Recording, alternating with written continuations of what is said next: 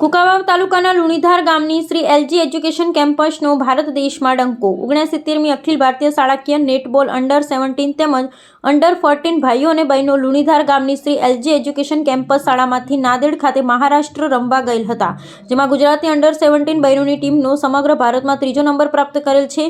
જે ટીમમાં લુણીધાર ગામની શ્રી એલજી એજ્યુકેશન કેમ્પસ શાળાની 2 બહેનોએ સરસ પ્રદર્શન કરી બ્રોન્ઝ મેડલ પ્રાપ્ત કરેલ છે।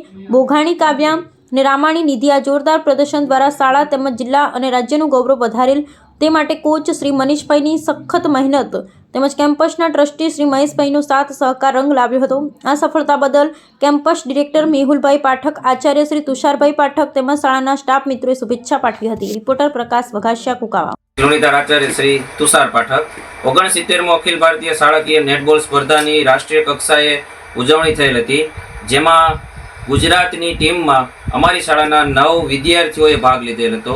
તેમાંથી ગુજરાતની અંડર 17 બહેનોની ટીમ સમગ્ર ભારતમાં ત્રીજો નંબર પ્રાપ્ત કરેલ છે અને એ ટીમની અંદર અમારી શાળાના 2 બહેનોએ સરસ પ્રદર્શન કરેલું હતું, જેનું નામ છે રામાણી નિધિ અને બોઘાણી કાવ્ય।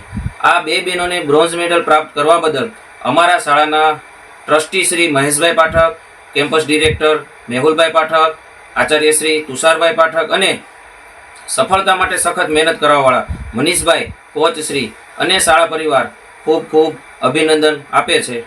વંદે માતરમ।